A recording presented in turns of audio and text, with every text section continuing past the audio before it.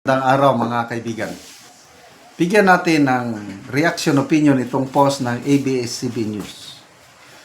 Former Senator Ramon Bong Revilla Jr. and his co-accused arrived at Sandigan Bayan in Quezon City on Monday, February 9, ngayon, for the arraignment of their graft and malversation charges tied to an alleged ghost flood control project in Bulacan.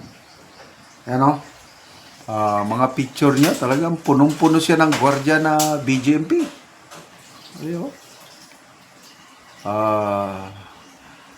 I don't know sa inyo, ako minsan naawa rin ako sa pamilya nila dahil pangalawa na ito eh. May nabasa akong post kanina, then thumbnail picture na umiiyak si Congresswoman Lani Mercado Revilla. Ang sakit, sabi niya, masakit na masakit. Kailang hinaharap ni Bong ito dahil alam niya na lalabas at lalabas din ang katotohanan. So, in fairness sa kay Bong Revilla, yung kaso niya noon sa Napoles scam, acquitted siya. Kaya pagkatapos ng ilang taon na pagkakulong, lumabas din siya dahil acquitted.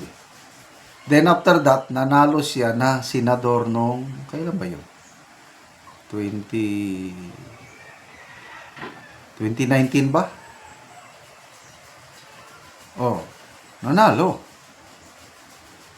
Kaya itong midterm election na ito, sa mga surveys, pasok siya sa Magic 12. Akala niya mananalo na siya, kailang biglang nahulog. Yung mga nag-aakala na yan, Revilla, si Bentulpo, meron pang isang malakas si Willie Revillame, yan yung mga pumapasok sa Magic 12. Biglang nahulog. Pumasok Marcoleta, Bamakino at Kiko Pangilinan. So, it's sweeter the second time around. Pangalawa na eh. But anyway, due process, hindi pa siya considered guilty hanggat walang final decision ng korte. Kaya ito ngayon, arraignment. Sa mga hindi nakasubok o kakaintindi ng due process, pag may warrant of arrest, ang isang akusado, kung bailable, magpunta sa korte, magpiyansa din, makalabas na. Example, si General Pukis, bailable offense man yung inciting to sedition. Pagkatapos siyang maaresto, in a few hours, in less than a day, nakalabas na siya dahil may piyansa. Yung arraignment ni General Pukis, alam ko, tapos na. So, trial proper na. Ano pa? So, yung arraignment, basahan ka ng charges. Ang judge, haharap ka sa judge, nandun din yung mga nag-akusa sa'yo, ipapaliwanag ng judge yung mga paratang sa'yo. Okay, pag tapos na yung pagbasa ng charges, naiintindihan mo ba? Tatanungin ng judge, parang ganon. So ano ngayon? Do you plead guilty or not guilty? So, karamihan sa mga akusado, ang sasabihin is, not guilty, Your Honor. Dahil not guilty, proceed ang trial. Pag-usapan na ngayon, mag-usap na yung prosecutor at saka defense attorney, ano na yung mga petsa. May mga petsa na yan. Magkasundo na yan. Ang unang iset ng date, yung presentation of evidences and testimonies ng prosecution. Ang defense, wala muna. So, Pag nagkasundo na dyan, ang susunod na is, I think may pre-trial pa eh. May pre-trial, after pre-trial, yun na yung trial. Ay, tak, dire-diretso na. So ito, malversation and graft charges, palagay ko matagal ito. Yung presentation ng evidence ng prosecution. Pag natapos ng prosecution, depende. Kung mahina ang depensa, ay mahina ang mga present na ebidensya, ang abogado ni ex-Senator Revilla mag-file ng demurrer to evidence. Ang ibig sabihin ng demurrer to evidence, legal proceedings pa rin ito na ang hina naman ng ebidensya nila, Your Honor, pwede ba? Mag-file ako ng demurrer to evidence. Pag sabihin ng fiscal, okay, approve, file. Example, yung nangyari kay ex-Congressman Tevez, yung kaso niya, yung pagpaslang sa isang bukal, provincial board member sa Negros. Ganon, mahina yung ebidensya, kaya nagsampa ng demurrer to evidence, yung senator ni Topacio, inapprove ng fiscal, kaya, inapprove ng judge, kaya dismiss yung kaso, hindi na kailangan mag-present ng ebidensya ang defense. Ganun po ang proseso. So, good luck na lang sa pamilya ni Senator Bong Revilla. Again, I don't know sa inyo, ako medyo naawa ako sa kanila. Mahirap kaya yung makulong. Kasi person deprived of liberty.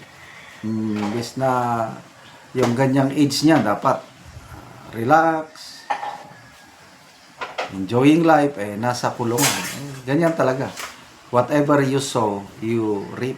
Yan ang kasabihan. Okay, magbasa lang tayo sa mga comments, sinasabi nila nito na yung nabasa kong comments, drama.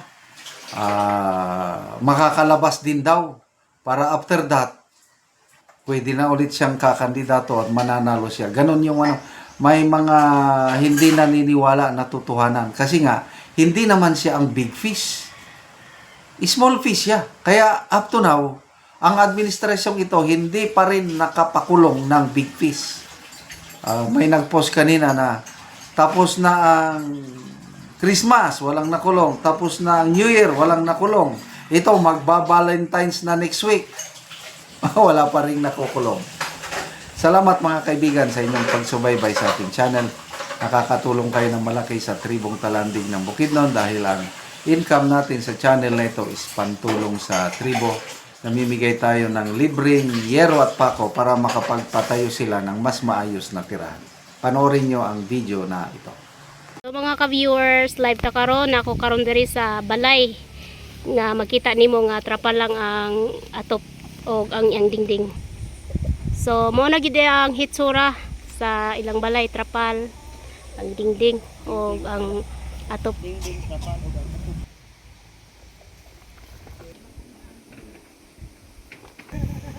So luoy kayo ang kahimtang sa balay o sa tag-iya dito sa sulod. So atong sudlon para na atong makita. So atong tan-awon si Ante. Ayo. Oy. Mayong puntag te. So mo ni ang kahimtang nila Ante diri sa sulod.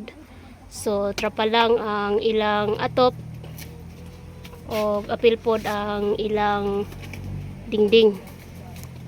So trapa lang pod ang ilang dingding. So kung muulan, ulanan gid kay sila. So maupod na ang ilang lutuanan, ilang abuhan. So makita gid nimo nga luoy gid sila. So pila na ni katuig ang inyong balay Ante nga sa inyong pagpuyo diri sa inyong balay? Duha na may dere. So duha pa lang ni katuig ang ilang balay ni Ante. So trapa lang yod ang ilang dingding og ang ilang atop. So na kay anak te? Na 5 So 5. estudyante ang duha. So pila na day mong edad te? 41. So 41 na si ante. So asa imong bana day ante? Nakawa lagi. Naglakaw. Wala. Nangita siya upang ginabuhian. So si ante 5 kabuki ang anak ug mo na ilang balay. So subscribe ta mga ka-viewers ug salamat. Mat kay sa Ginoo nga naara gyud nakadumdum sa among balay na Oo nga matabangan mo. kuan. Sige ante. Kung saan mo paningkamot. Wa Oo. gyud nga ana ra gyud among payag balay. Sige ante, salamat.